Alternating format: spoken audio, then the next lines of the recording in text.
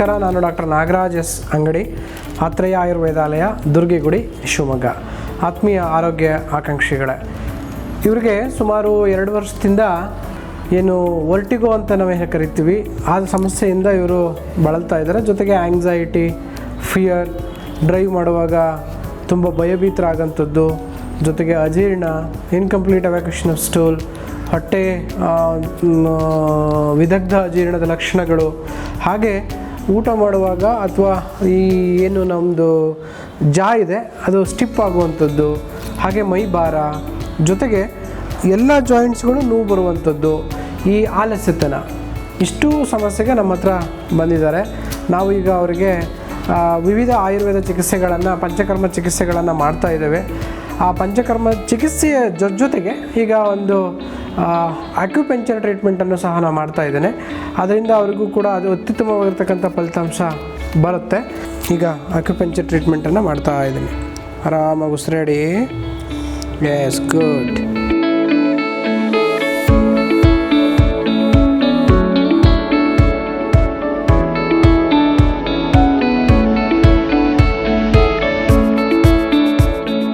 So ಆಯುರ್ವೇದದಲ್ಲಿ ಇದಕ್ಕೆ ವಿದ್ಯಕರ್ಮ ಅಂತಾರೆ, ಅಥವಾ ಸೂಜಿ ಚಿಕಿತ್ಸೆ ಅಂತಲೇ ಕರಿತೀವಿ.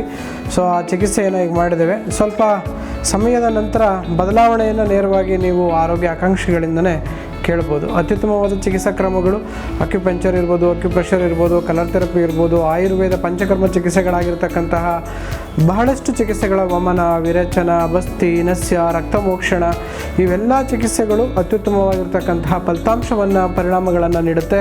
ಅದರ ಜೊತೆಗೆ ಆಹಾರ, ವಿಹಾರ, ವಿಚಾರ, ಅತ್ಯುತ್ತಮವಾಗಿರ್ತಕ್ಕಂತಹ ಸಿದ್ಧಾಂತಗಳನ್ನು ರೂಢಿಸ್ಕೊಂಡ್ರೆ ಆರೋಗ್ಯ ಅಂಗೈಯಲ್ಲಿ.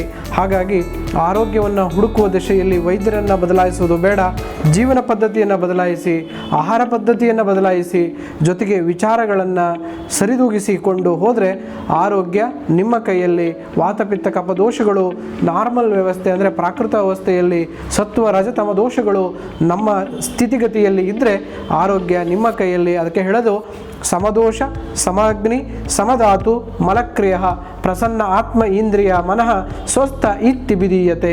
ಸ್ವಸ್ಥ ಅಂತಂದರೆ ದೋಷಗಳು ಸಮವಾಗಿದ್ದು, ಸಮದೋಷ, ಸಮ ಅಗ್ನಿ, ಜೀರ್ಣಕ್ರಿಯೆಯು ಸಮವಾಗಿದ್ದು, ಅಂದರೆ ರಾತ್ರಿ ಊಟ ತಿಂದ ನಂತರ ಬೆಳಗ್ಗೆ ಸಂಪೂರ್ಣ ಜೀರ್ಣವಾಗಿ ಮಲಗಳೆಲ್ಲ ಪಾಸಾಗುವಂಥದ್ದು, ಬೆಳಗ್ಗೆ ತಿಂದ ಆಹಾರ ಮಧ್ಯಾಹ್ನ ಚೆನ್ನಾಗಿ ಜೀರ್ಣವಾಗುವಂಥದ್ದು, ಮಧ್ಯಾಹ್ನ ತಿಂದ ಆಹಾರ ಸಂಪೂರ್ಣವಾಗಿ ರಾತ್ರಿಗೆ ಜೀರ್ಣವಾಗುವಂಥ ಒಂದು ಕ್ರಿಯೆ.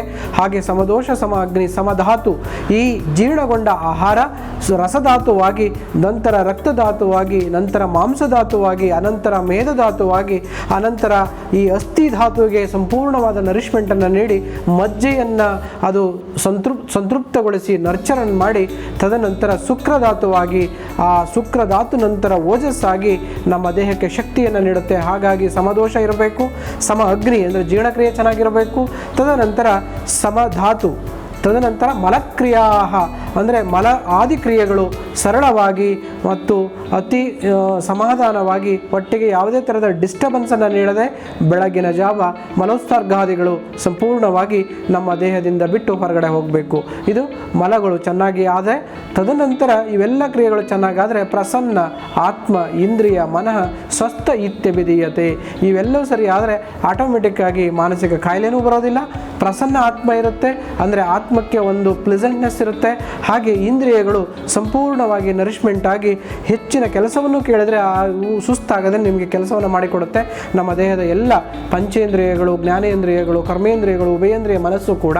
ಹಾಗಾಗಿ ಮನಃ ಸ್ವಸ್ಥ ಇತ್ಯಭಿಧೀಯತೆ, ಆತ್ಮ ಇಂದ್ರಿಯ ಮನ ಸ್ವಸ್ಥ ಇತ್ಯಭಿಧೀಯತೆ, ಇವೆಲ್ಲವೂ ಸ್ವಸ್ಥತೆಯನ್ನು ಹೇಳುತ್ತೆ. ಆದರೆ ಇವತ್ತಿನ ನಾವು ಕಾಲ ದಿನಗಳಲ್ಲಿ ಇವ್ಯಾವುದನ್ನು ಸರಿಪಡಿಸ್ಕೊಳ್ಳದೆ ಇದ್ದರೆ ವಿಟಮಿನ್ಸಿಂದ, ಪ್ರೋಟೀನಿಂದ, ಫ್ಯಾಟಿಂದ, ವಿಟಮಿನ್ D3 ಇಂದ, ವಿಟಮಿನ್ C ಇಂದ ಅಲೋನ್ ಆಗಿ ಯಾವ ಆರೋಗ್ಯವು ಬರದು. ಹಾಗಾಗಿ ಆಹಾರ ನಾವು ಬ್ಯಾಲೆನ್ಸ್ ಆಗಿ ಈ ರೀತಿ ಸರ್ವರಸ ಆಹಾರ ಉಪಯೋಗ ರಸಾಯನಂ ಅಂದರೆ ಸರ್ವರಸಗಳನ್ನು ಉಪಯೋಗಿಸಿ ಆಹಾರವನ್ನು ತಿಂದಾಗ ಈ ಥರದ ಉತ್ತಮವಾದ ಆಹಾರ, ಆರೋಗ್ಯ ಮತ್ತು ಜೀವನ ರೂಪುಗೊಳ್ಳುತ್ತೆ. ಇದರಿಂದ ನಮ್ಮ ಎಲ್ಲ ಕೆಲಸ ಕಾರ್ಯಗಳು ಸರಾಗವಾಗಿ ಸಾಧಿಸಲು ಸಾಧ್ಯ ಆಗುತ್ತೆ ಅಂತ ಹೇಳ್ತಾ ಇವತ್ತಿನ ಈ ಒಂದು ಕ್ರಿಯೆಯ ಸಂದರ್ಶನವನ್ನು ಮುಗಿಸೋಣ. ನಮಸ್ಕಾರ.